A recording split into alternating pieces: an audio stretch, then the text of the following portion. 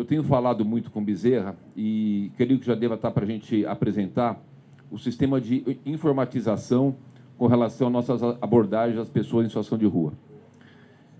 E a ideia, já foi comprado os tablets, que a gente tenha isso online, para todos nós e a sociedade e a imprensa ter essa informação. Quantas pessoas são acolhidas? Como são essas pessoas? Qual a idade? Quantas crianças? Quantos ainda estão em situação de rua? Quantos não aceitaram? O que a gente precisa fazer para convencer? Quantas pessoas a gente conseguiu tirar de situação de rua? Ou seja, colocar isso porque a gente vai tendo uma conscientização dessa questão e a gente vai melhorando as nossas formas de ação. Quando a gente fez o censo em 2021, e no final de 21, início de 2022, que nós publicamos o censo, que tinham 31.880 pessoas em situação de rua, nos deu ali um parâmetro, nos parametrizou para saber quantas famílias, quantas pessoas trans, quantos idosos, e aí a gente desencadeou as políticas públicas. Então, vamos alugar 4.000 vagas de hotéis, né, Regina? Vamos fazer esse acolhimento para idoso, vamos fazer os CAIs, vamos fazer os abrigos, vamos ter a inauguração da casa, do centro de acolhida para as pessoas trans, vamos fazer para as mulheres, enfim, tudo aquilo que a gente foi identificando de necessidade, a gente pôde ir fazendo as políticas públicas melhores. E a informação, e a conscientização e o treinamento é fundamental. Nós não podemos bater cabeça. Nós temos que levar a administração, e é assim que a gente tem feito, com gestão. E ao lado, de forma humanizada. E é com a gestão que a gente faz melhor a urbanização. Porque com a gestão, a gente vai saber o seguinte, olha, eu tenho X famílias que estão com crianças. Por que a gente vai fazer um número maior de leitos que não tenha capacidade de atender a criança? Não. Quando a gente tem o perfil, e aí a gente tem o treinamento, para as pessoas poderem estar dentro da mesma sintonia, a gente vai prestar o melhor serviço. Isso, pessoal, é muito importante que a gente tenha. Nós não podemos bater cabeça. Nós temos que todos os dias trabalhar estrategicamente, para a gente poder dar o melhor resultado.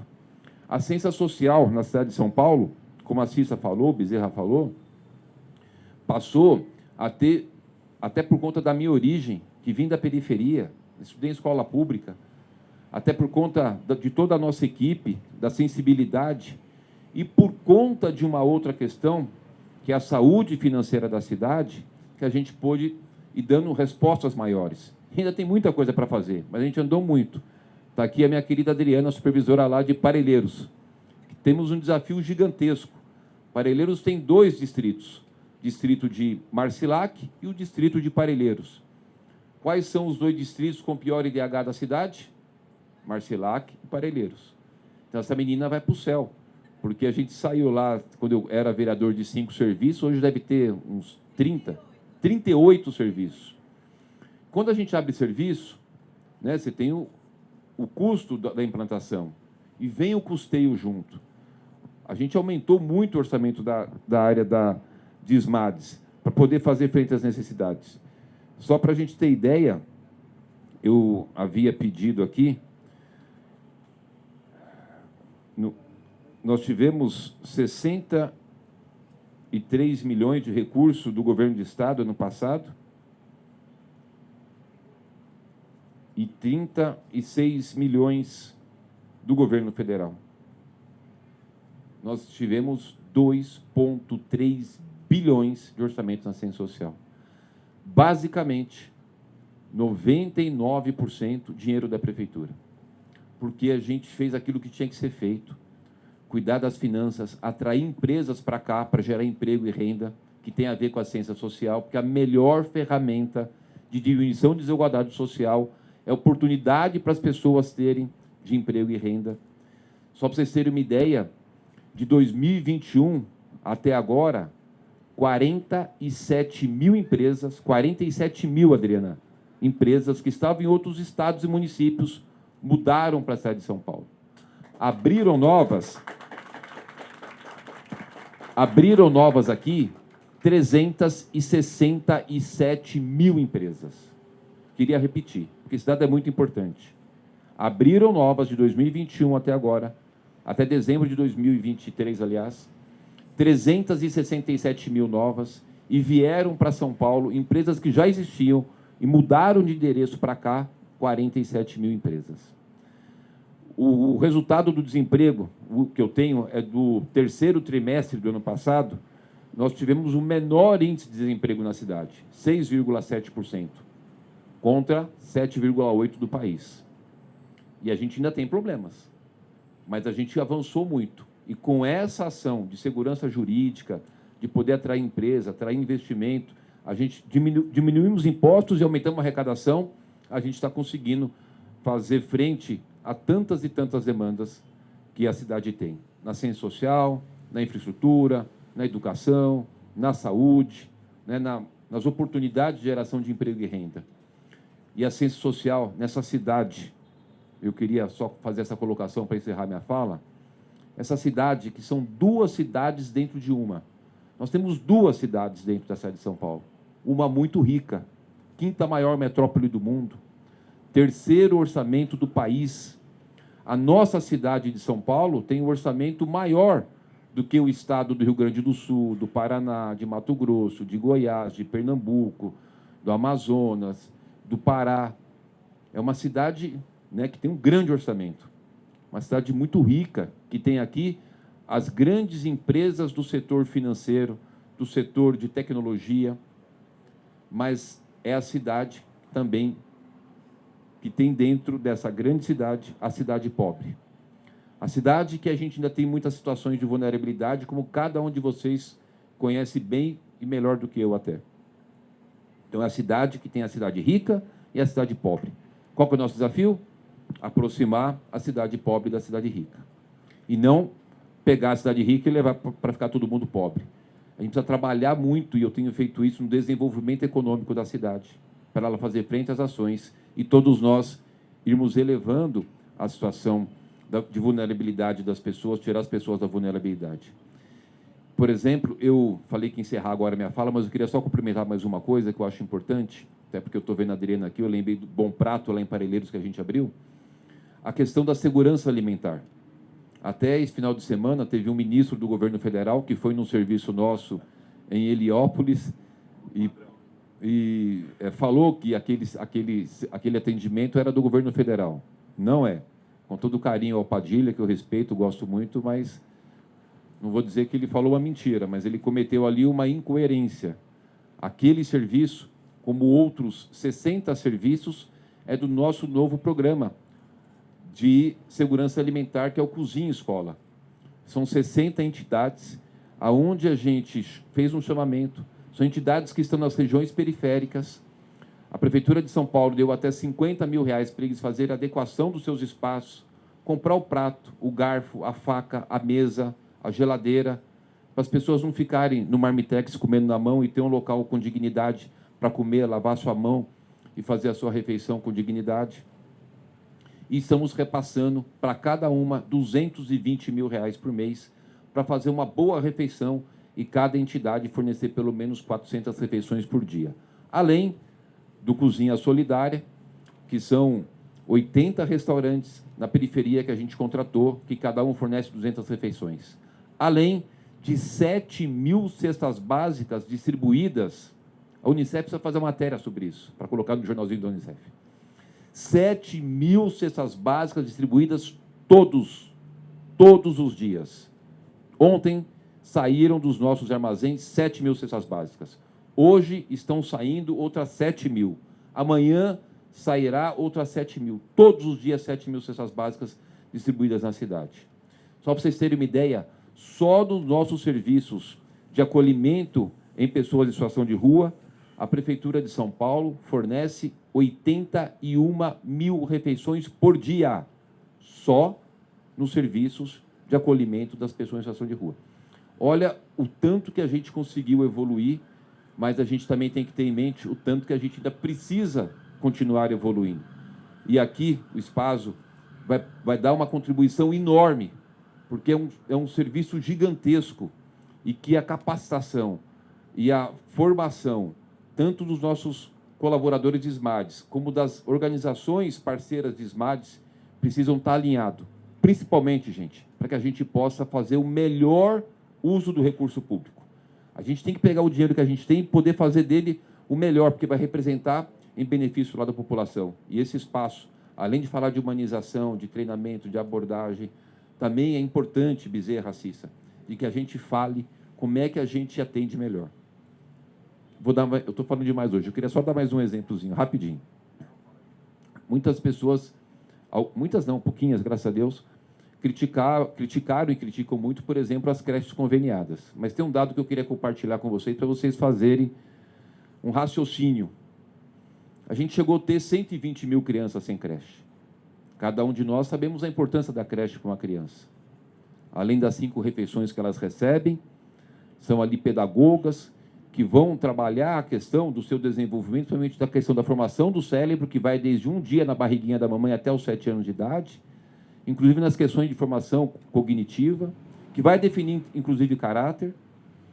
E a gente sabe que as crianças que passam por creche, isso é importante, elas têm 25% a mais de capacidade de assimilar o aprendizado. A gente muda a vida dessa criança quando ela passa pela creche. E aí a gente tinha alguns modelos. O modelo público e o modelo conveniado. A grande questão é que o modelo conveniado custa menos, quase 1/3 do custo da direta. Isso quer dizer o seguinte, basicamente, para a gente fazer uma conta rápida. Para cada 3 crianças que a gente coloca numa creche conveniada, eu só coloco uma na direta. Ou seja, quando eu coloco uma na direta, eu posso pôr 3 na conveniada. Quem veio da periferia, sabe da importância de creche? E pode atender 3 ao invés de atender uma? Eu não preciso responder. Qual o caminho que eu tomei? Entre atender alguma questão ideológica, algum posicionamento ideológico, ou verdadeiramente atender as pessoas? Eu estou em atender as pessoas. E hoje a gente tem vaga de creche para todas as crianças em São Paulo.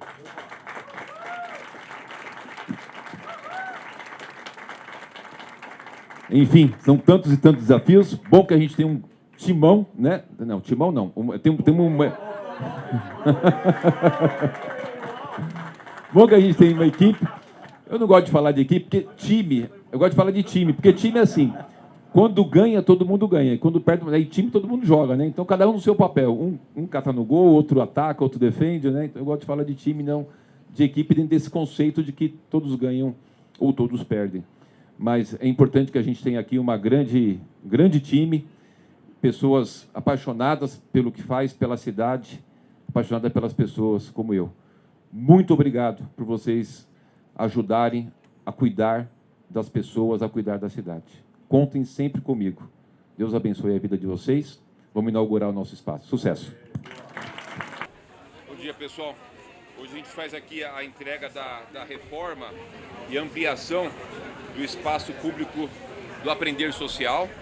Aqui é um centro de formação e treinamento dos servidores municipais da Secretaria Municipal de Assistência Social e das organizações parceiras da Secretaria Municipal de Assistência e Desenvolvimento Social. É fundamental. Nos últimos 2 anos, nós triplicamos o número de pessoas que passaram por capacitação. Foi de 2.000 para 6.000 pessoas. E com essa reforma, essa ampliação, a gente dá continuidade num processo importante que o secretário Carlos Bezerra vem desenvolvendo lá na Ciência Social. Vamos passar agora para um outro processo de melhorar ainda mais a questão da tecnologia, do uso da tecnologia para melhor atender a população, para que a gente possa ter uma performance maior no atendimento, fazer o melhor uso do recurso público, ter o melhor dado para que a gente possa melhor definir as políticas públicas. É muito importante a gente poder fazer aqui esse espaço. Um olhar muito atento para a capacitação, para a humanização do nosso atendimento, no acolhimento, na abordagem, enfim, no trato entre o poder público e as pessoas e os cidadãos aqui de São Paulo. Fala. Da cidade de notícia das rádios comunitárias. Prefeito, 2 perguntas. Primeiro, como a prefeitura vem cuidando de outros espaços em relação à reforma ou manutenção dos servidor, do trabalho dos servidores das secretarias, de outras secretarias, como esse, um secretário, 15 anos sem uma reforma, sem uma manutenção. O que a prefeitura tem feito, tem reformado ou não? E segundo, existem projetos pela prefeitura de abrir espaços para outras secretarias e canalizar esse trabalho de aperfeiçoamento dos servidores? Vamos lá. A gente tem uma coisa importante, Romulo, que a gente conseguiu fazer. O prefeito Bruno Covas começou um processo importante da questão da saúde financeira da cidade, uma série de ações para a gente colocar a cidade de São Paulo no patamar de recursos onde ela possa fazer frente às necessidades. A gente deu continuidade nisso, tivemos bastante êxito. A cidade está batendo recorde de investimento. Esse ano serão 16 bilhões, ano passado foram 14 bilhões, ano retrasado 8,5 bilhões de reais. A gente tem uma ideia do que representa isso. O maior investimento que São Paulo já teve fora esses anos foi 2020, de 4,1 bilhões. E aí, quando você tem recurso, você consegue atender as demandas. A gente precisa deixar isso claro para a população. Não adianta você querer prometer ou querer imaginar que você vai fazer algo se você não tiver disponibilidade financeira para poder fazer frente àquela necessidade. Então, nossa gestão ela trabalhou muito essa questão de trazer investimentos para a cidade, de trazer receita, mesmo diminuindo impostos em várias frentes, que eu não vou me estender aqui para não demorar na tua resposta. Uma vez que a cidade tinha condições, a gente está fazendo isso em vários locais. A gente está reformando, pega as bases da Guarda Civil Metropolitana. Estavam quase que todas um caos, caindo água, a gente está reformando todas. As UBS, a gente tinha muito UBS, pega o UBS Caralux, era um espaçozinho pequeno, uma casinha que não tinha nem como você se movimentar dentro. A gente construiu um grande espaço, mais de 1.000 metros quadrados, já entreguei para a população. Agora a população é bem atendida e quem trabalha lá também tem um ambiente saudável para poder melhor atender a população. Isso eu posso te dar aqui vários e vários exemplos, né? De UPA, de UBS. A questão lá da onde hoje é a AMA do Jardim Helena, é uma coisa pequenininha, agora nós vamos entregar uma UPA grande, com infraestrutura. E aqui na Ciência Social não é diferente. Foram feitos e continuam sendo feitos muitas requalificações dos abrigos. Tinha abrigos com uma situação muito ruim, a gente está reformando, lógico, você não consegue fazer tudo de uma vez, porque demanda tempo, mas a gente já deu grandes avanços de reforma na questão de abrigos, dos espaços, dos NCIs, dos CCAs, dos CEDESPs. A portaria 62 que o Bezerra publicou no ano passado transferiu para as entidades R$30 mil para cada uma delas só para atuar na questão da alta temperatura, arrumar ar-condicionado, comprar ventilador, fazer adequações, ventilação, janela, enfim, 30 mil livre para as entidades poderem adequar ali o seu espaço para cada espaço. E aqui também importante, 3,5 milhões de investimento, né, num espaço que estava muito ruim, que era pequeno e agora é um espaço que foi ampliado, né, com condições de melhor atender as pessoas, tanto para quem vai vir aqui fazer os cursos e também para quem irá ministrar os cursos. Bom dia também. Ontem nós tivemos acesso à apresentação do deputado Donato a respeito do pagamento da prefeitura de valores para sanar uma dívida. Ele pediu essa representação ao MP e ao Tribunal de Contas, sobre o aluguel de creches. O senhor gostaria de comentar, falar o que isso representa para o governo? Ontem eu até mandei uma mensagem para o Donato, fui vereador com ele, até sugeri a ele que a gente precisa ter um nível. Nós somos amigos, trabalhamos junto em várias comissões na Câmara Municipal de São Paulo. Período eleitoral sempre vai estar acontecendo essas coisas, né? Lógico, o envio para o Tribunal de Contas do município, Ministério Público, é bom que envie, que as pessoas investiguem, que não existe absolutamente nada de errado, foi feito pela Procuradoria-Geral do município, tem todo um trâmite, é dentro do contexto de desjudicialização, que como é uma entidade que eu fui voluntário anos atrás, então tudo aquilo, né, que alguém próximo de mim que presta serviço para a prefeitura, eles já querem fazer insinuações, uma entidade que eu fui voluntário e que tem alguma relação, faz um convênio, já tem insinuações. A população tem que só ficar atenta com relação ao uso desse movimento, que na verdade é um movimento absolutamente eleitoreiro, né? O que eu posso garantir é que não existe absolutamente nada de errado, é uma entidade que estava com várias ações judiciais, que teve as suas contas bloqueadas, mas em resumo o que aconteceu? Há muitos anos a educação não fazia o cumprimento dos contratos de locação do ponto de vista da correção dos aluguéis. todo ano existe o índice publicado, pode ser IGPM, IPCA, e os contratos prevêem isso. Olha, a correção do aluguel será pelo índice posto lá no contrato. E a prefeitura não foi fazendo os repasses por conta de uma interpretação equivocada deles e ficou acumulando vários e vários anos com o proprietário do imóvel tendo descumprimento do seu contrato, porque não foi feito o repasse das correções. O que o proprietário ou os proprietários, eu não tenho o caso, porque essas coisas na verdade nem passam por mim, né? Isso acontece lá do âmbito da procuradoria, mas como saiu a matéria, acabei vendo o que acontece. Quando você tem essa situação, o proprietário do imóvel entrou com ação na justiça e o juiz, obviamente vendo que o contrato foi descumprido, determinou o bloqueio dos recursos da entidade da SOBEI. Os recursos que estavam na conta da SOBEI foram bloqueados. E aí como é que a entidade paga o professor, compra alimentação, né? Então foi uma situação que foi caminhando para se ter um acordo e o que ele cita é que num certo momento, numa ação judicial, o juiz falou que não seria a SOBEI que deveria, não seria a prefeitura que deveria ser processada, né? E sim, porque o contrato é entre a entidade e o proprietário do imóvel, mas é a Prefeitura de São Paulo que detém esse convênio.